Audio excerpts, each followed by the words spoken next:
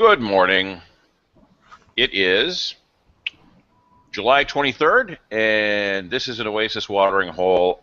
We're broadcasting this live now, and we'll go back to video later. I'm Jamie Clark. I work for Oasis, and we're going to spend a half hour talking about whether smart cities will use smart standards or any standards at all, or are they as smart as we think they are? Or what is a smart city anyway? A lot of buzz in this field right now, but not so much clarity. The best way we know to fix that is to talk to some experts, and so we are blessed to have some with us.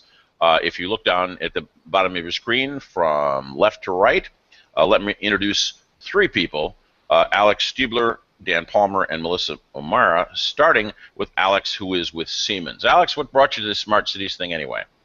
Well, within Siemens, we are in 190 countries. We are citizens. We have technology, and we actually created a focus around cities and how to serve the needs of cities. And as part of this, cities are trying to become smarter, apply technology to enable this. And so we're in the middle of those discussions, working with mayors around the world. So it's a very exciting topic.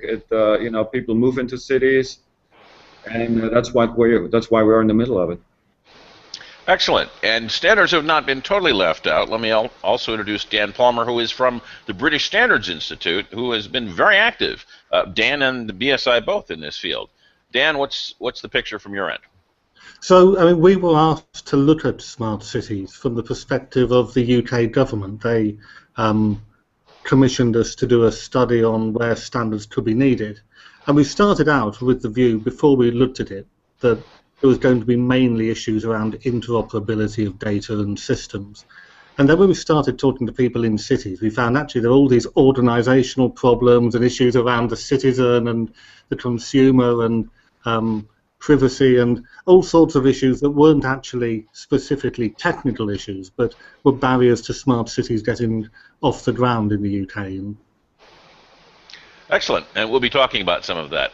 Melissa O'Mara, good morning. Melissa O'Mara has been working on this for a while now, but she has recently set herself up with i3 Activate as a consultancy to put her years of experience available to a wider selection of folks who are apparently all over the globe trying to solve this, which is why Melissa is calling in at 5 o'clock in the morning to help us today. Good morning, Melissa. Really morning. Yes, good morning, and good afternoon and evening to whoever is watching in a different time zone as well.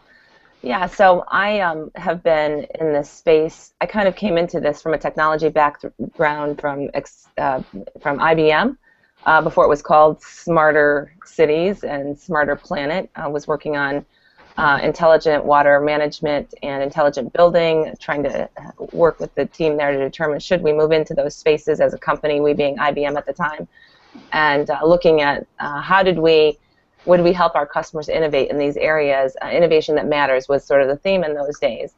And really got involved in the Green Sigma Coalition, helped to launch that, which actually had Siemens as a member, Siemens and Schneider Electric and about 10 other companies that really were aggregators of data, well, not aggregators, but collectors at a device level and a systems level of the data for buildings, and then really moved into the smart cities space officially just about a year or so ago at Schneider Electric. I joined Schneider Electric in late 2010.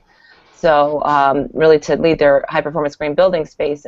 I think there are parallels between what's happening in some of the domains of cities, within the buildings domain and the water domain and the transportation domain, to what's trying to also happen a little bit more across the city. So I'm excited to talk about this, but also figure out how do we accelerate a bit and overcome some of these barriers that I'm sure we're going to hear about more today. Great, and thank you. Let me toss out a couple of questions so we can get going. First of all, there have been a lot of smart cities meetings. ISO and JTC1 and ITU and any number of other institutions have already started smart cities, or in some cases smart sustainable cities projects, but what does that really mean? Does that just mean lots of technologies that municipalities can buy? Is there a unified topic? Is there something if a city says, we want to be smart? Do those topics tend to cohere in some ways so that they all want the same thing? Or are we actually chasing 15 different projects all under one rubric? And let me actually toss that one right back to Melissa to start. Okay, so I think we're not necessarily chasing the exact same rubric, because if you think about each city, the needs of that city, where they are in terms of their maturity with technology and with systems, as well as their needs in terms of, are they a growing city, rapidly growing? Are they a city in decline that's dealing with like Detroit, right? Dealing with urban sprawl that now they've got to manage in a different way, right? Because there aren't people in those spaces. Each city has a unique set of needs. So, like beauty is in the eye of the beholder, I think smart, or the better city, needs to be defined by the needs of the citizens and the geography in which they live and the circumstances that surround that geography. Okay, let me push back. Let me push back just a second. Okay, good. There are a couple things that are always on the list. If I say if I'm a city council and I have heard this is a good idea and I want to do it, are there a couple things that are deliverables that are always going to be in that mix reliably? I would say that efficiency and using technology and data to share information across siloed systems to do things that currently aren't able to do today. So one of the things that I think will consistently be in a smart city initiative is something like situational awareness. So looking at whether it's a storm-related issue or a terrorist issue or a bomb that goes off in Boston during the Boston Marathon, how do we do a better job of responding broadly across multiple city systems? And I'm also talking about people systems, not just technology systems, to keep people safe, both in the immediate time frame, but also leading up to the event if you have warning, and following. We have to get a lot smarter about things like that. So that's one example, situational awareness, where I think that smart cities across the globe will all have some kind of common challenges and hopefully common solutions. Alex, what's a smart city? Pretend I'm a city councilman with a checkbook. Well, you know what? Let me step back a little bit, because the way we got involved in the first place is the desire of a lot of cities to benchmark.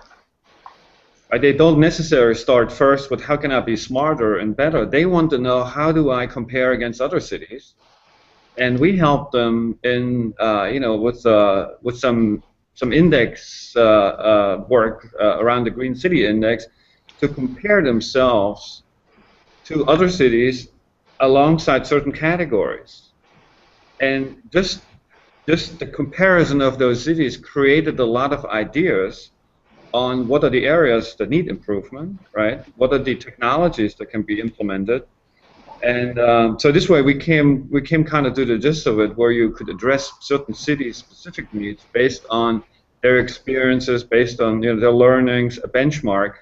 And a lot of times, it starts with sensors that are available or that need to be put in place in order to create a data set that then informs the city about the necessary improvements. And for example, I think London just finalized a big project where they put a lot of sensors into London to measure congestion, air quality, temperatures, and what have you, to create later on an activity and an impact to improve certain things. So what I'm trying to say is the benchmark notion is important.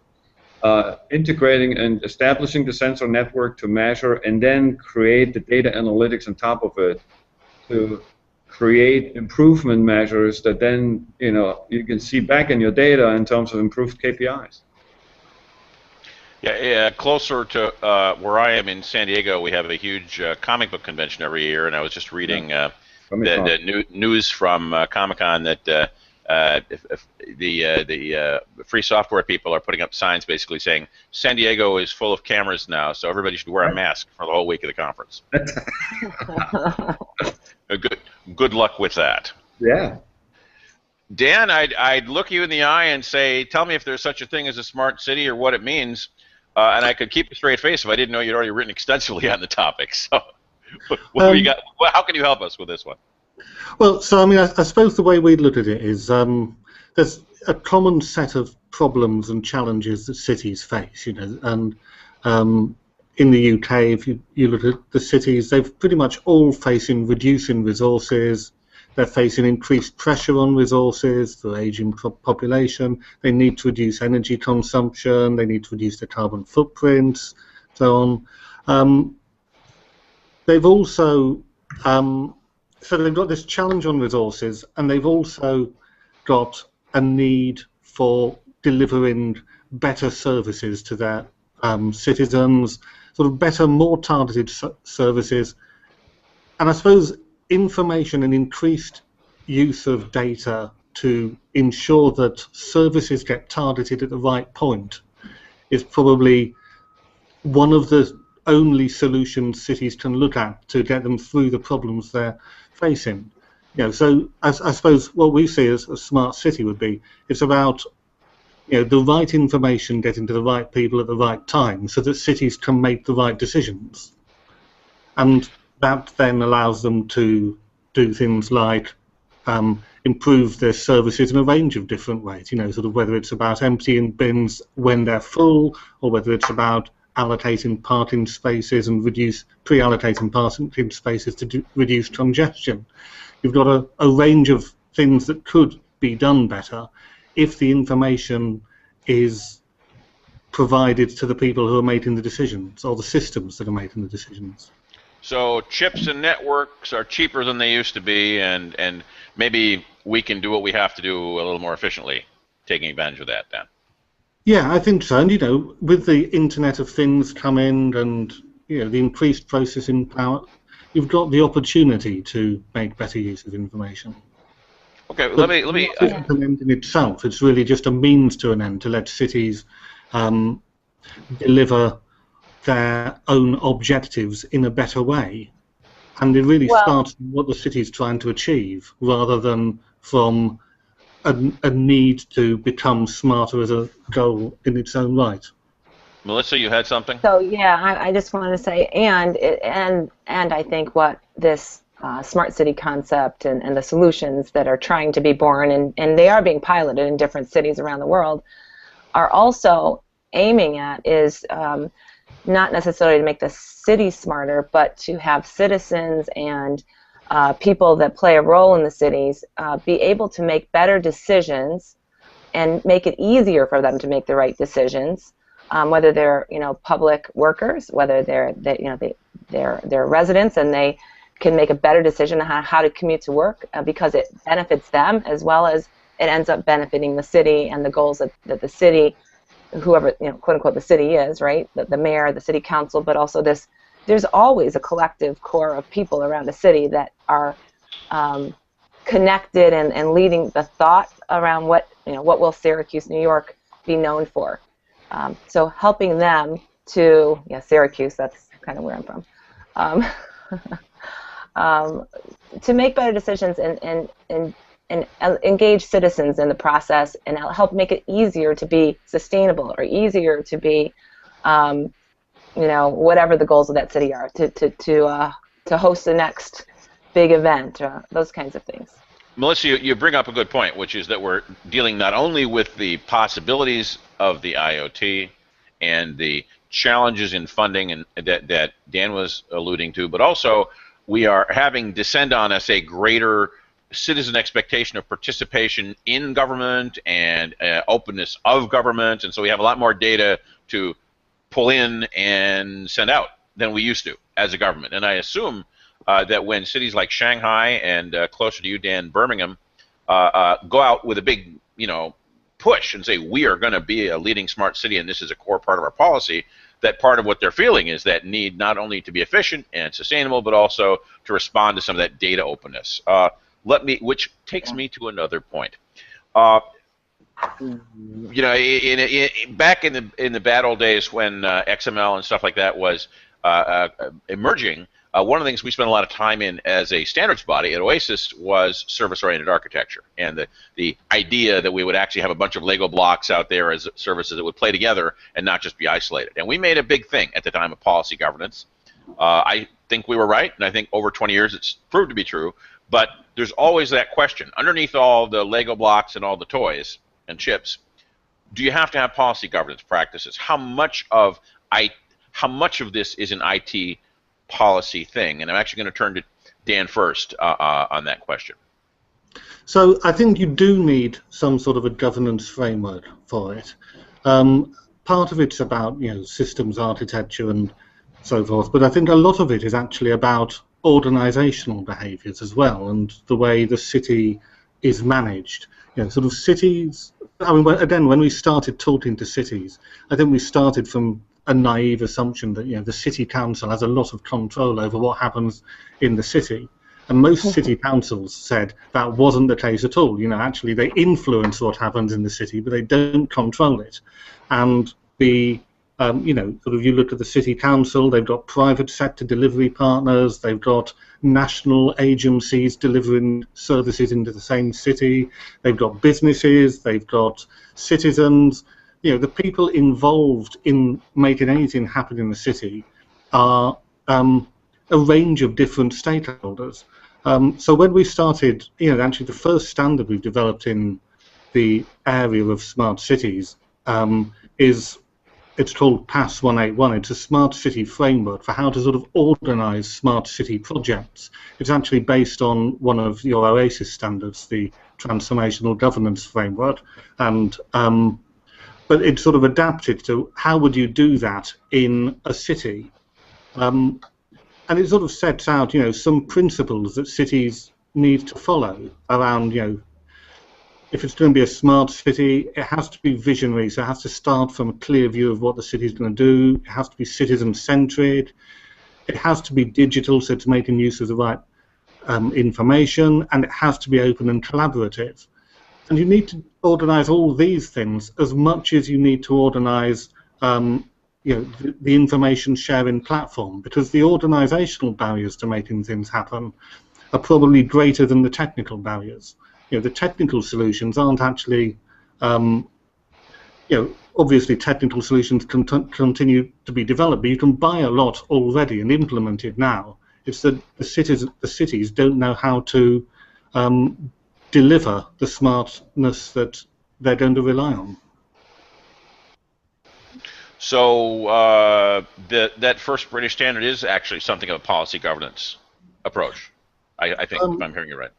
Yes, I would say so. Yes, it covers really sort of the principles the smart city should rest on. It covers the overall cross-cutting delivery processes that need to be in place, both to allow you to deliver the smart city and to ensure that you make it centered on the citizen. It covers the benefits realization framework that will need to be in place to ensure everybody who's got an interest in it gets something out of it, and it covers the critical success factors. Right. Let me turn to Alex next. Alex, how about governance and policy as opposed to hardware for smart cities? Yeah, I was just thinking about this. Governance is an important part because you have a lot of data that are being collected. You have a lot of devices that are out there, like cameras and sensors and what have you. I think it's important to have a set of governance for also the population, the citizens, to feel not just empowered but also feel safe in the sense of the data that are being collected and being analyzed, to be able to be in a safe environment for themselves. So I think it's very important, and we see governance discussions and bodies discussing those things. We're part of it, so I think it's absolutely critical when you deal with massive amounts of private data. So Alex, you come to an engagement. You've been working with a municipality on metrics, as you say. Sometimes it starts as a benchmarking conversation. That you can give them a picture of where they are, and then you can start talking to them about where they could go. Exactly. How's without necessarily naming any cities, how's the communication receptivity there, Alex? Are your folks finding that that those conversations reach ears that understand what the next steps are, or is it a difficult explanation about how to get from here to there? No, no, it's actually it's a very it's a very well received conversation. The mayors, we are part of the U.S. Conference of Mayors, for example. So, if you stimulate a conversation around certain KPIs and certain comparisons, the mayors are very interested in, first of all, understanding each other's status in terms of where they are, and then finding solutions that apply not just to one city. And there's a lot of technology out there that can support it, but to stimulate this conversation is of incredible value. And the more you can help them to, improve over time in certain areas, and we know what the areas are. I mean, it's security, it's transportation congestion, it's energy efficiency, it's urbanization, it's water, it's the air quality. I mean, you pick any of those, and you have significant concerns in city because it's impacting the citizens, right? I mean, if you're in traffic jam for 3 hours, it adds up, and it's something a mayor is definitely interested in. So there are solutions to solve this. And there are also simulations coming out more and more where you can help simulate certain things based on the collection of data and the embedded knowledge in a tool to simulate certain scenarios where if you add a highway or if you add a light rail line, how much does it take off your congestion in the city? How does it improve your air quality, right? Those kind of things. So actually, we have some of those tools and are trying to help cities to get more visibility in what-if scenarios. So now maybe politically, if the city wants to make a difficult decision about citing a resource, or do we put the throughway this way or the motorway that way, now they have something they can use other than just arm wrestling between districts. You bet, you bet. I mean, it's visualized, it's quantized.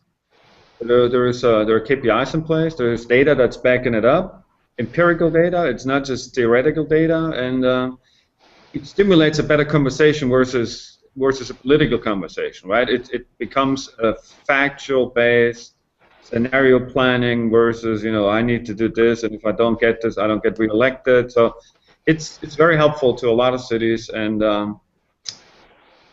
and actually, just to make another point, we also partner with the C40 initiative, Clinton's Sustainable City C40. So I was through my boss, he's on the judging panel for 10 categories that are being evaluated.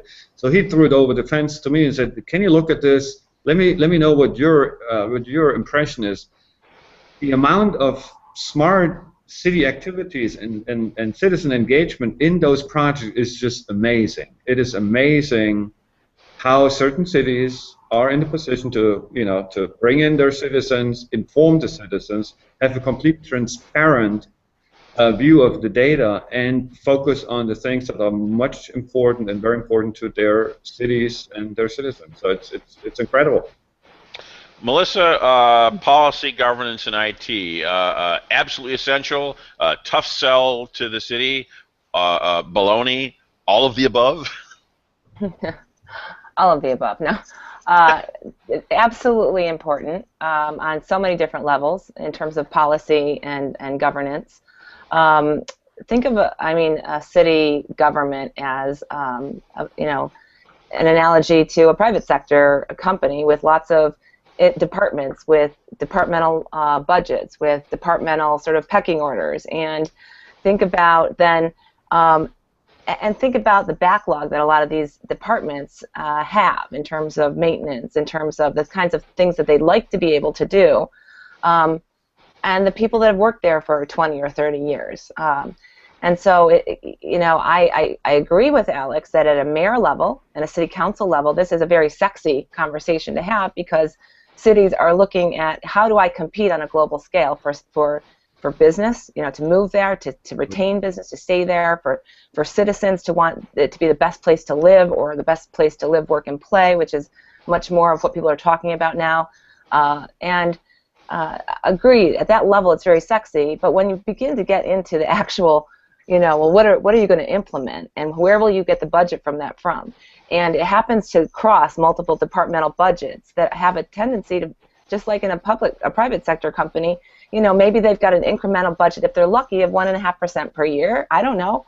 I mean, how do you then help them shift their priorities and sort of lift their heads up long enough to say, yeah, you know what, it's worth changing the way we've always budgeted, working across these, you know, these silos. We're all familiar with silos. And so I think that we're at the very beginning of this transformation. And part of what needs to shift is how do you create a collective vision for what needs to be done, and you have people really bought in at a heart level. You know, they really want to make it happen personally because it's going to take a lot of blood, sweat, and tears. We're still in pilots for most of these things. It's not like we're doing the 3rd or 4th or 10th iteration of most of these projects because everyone's going to be a little bit unique. Every city's got a different set of legacy systems, for example, to connect into. I know that's like the next question, but yeah, so governance is going to be important. Incentives. How do you incentivize, and how do you work with your public utility to incentivize, potentially, or your municipally owned utility to create financial reasons for people to do things differently. You know, and then there's the whole issue. Incentives is a good point, and boy, we could do a whole thing on that alone if we could. A lot of that isn't stuff with the IT. A lot of that isn't stuff that the IT people can help them with. They also have to get their own act together. And obviously, if we're able to provide more data, and as Alex said, even simulations in some cases, then you're giving the cities something to work with, so as to make that self-transformation. So we've talked about a lot of potential deliverables here for smart city technology, sustainability, further government openness, crisis response, incident response sorts of things, you know, making the cows come in on time with traffic control and garbage delivery, retention and business development, and making it an attractive place. That's a lot of deliverables. But I'm going to guess that you are going to tell me that all those legacy systems aren't going to just get ripped out. We're not just going to rip it all out and buy new if the incremental budget is 1.5% a year on the average.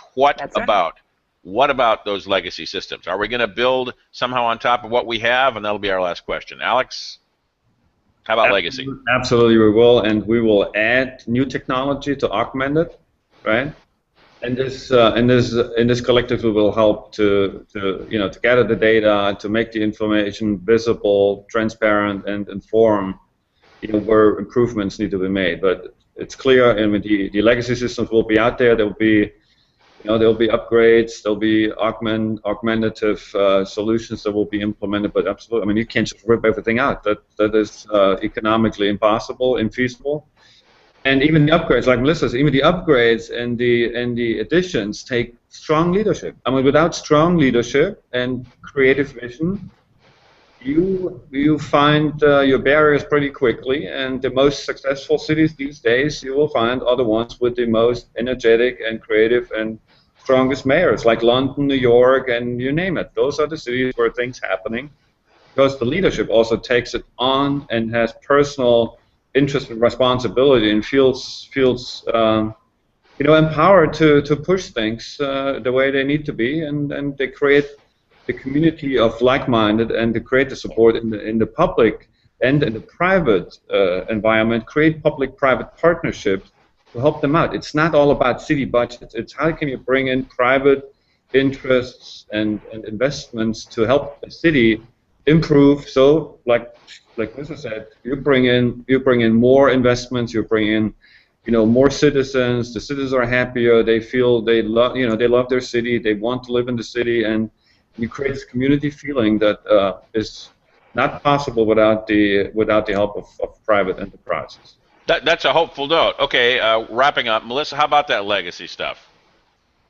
Yeah, absolutely can't rip it out, right? It's there, and there are going to be some systems that do need to be replaced, but to the degree that we can leverage those existing systems, we have to, and we know how to do that through decades of IT integration.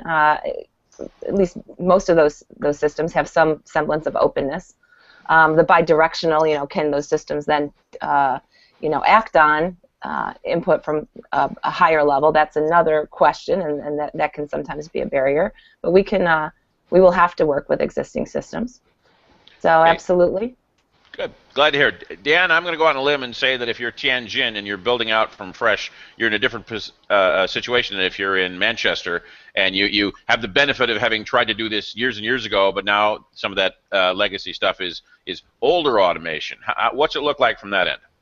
Yeah, absolutely. In the developed world, I mean, it's going to take years till we get the smart city across all the services. But I think there are two key things that we're looking at the moment in the UK. One is how you integrate the data from the existing systems. So one of the projects we've got at the moment that will be coming out later this year is a smart city data concept model. So it's basically an upper ontology that you can use to bring together different data sets from different city systems. So I mean, an example, we've tried it out in Glasgow using healthcare data and social care data so that the city council can look for correlations between families with poor health outcomes who've earlier had social care interventions. So that type of bringing data together can be done with existing systems at the moment. The other thing is really about the opportunities that come up in planning for smart cities. So when you get new developments of sizable scale in cities, what decisions you can take to make those developments contribute to the future development of a smart city. And that's another project we've got that'll be coming out later this year, some guidelines on planning decisions that sort of looks at how you can take a holistic view and maximize the impact of planning so you can use a new development as a proof of concept for something you might want to roll out on a wider scale. So the open standards guidance on this stuff is actually starting to flourish and be published. Yeah, we're starting to come up with early stage standards around specific problems that cities are facing at the moment. Yeah. Excellent. Well, we're at the top of the half hour. This is very helpful. We could keep going, but that's why we make it short, so that people can hear a bit and follow with more information. Let me mention that some of this stuff is being also tweeted out to the hashtag H2O ING hole, watering hole, H2O, get it?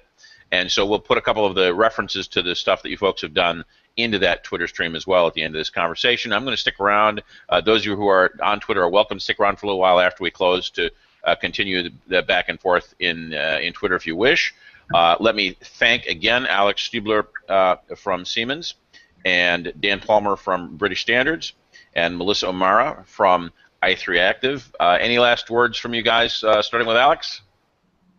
It was an exciting chat. Smart cities is a big topic, and it helps citizens in the city. That's important. It helps to improve the quality of life in every city, and that is important. Thanks very much for joining us, Dan. I thought it was really encouraging that we agreed on so much. Actually, there is a common theme coming through here in a lot of what we said. Excellent. Yeah, a hopeful sign. We'll keep our fingers crossed. Melissa? Yeah, I agree, Alex and Dan. It was great to share the conversation with you, and Jamie, great job moderating. Yes. I think that I want to follow up with Dan on some of the stuff that you're doing that I wasn't aware of. So that's great. And I think what it shows us is that we're at a maturity level where we've all played in this space long enough to understand what some of the true challenges and barriers are, and also we see, I think, the levers for change in a lot of the same places. So long journey ahead, but it's one worth taking. Excellent. Thank you all very much for your time. The next Oasis Watering Hole will be on open source and open standards and how they complement each other more than you might think. And with that, thanks to everybody, and good morning. Thanks, Jamie. Bye. Good day. Bye-bye. Bye.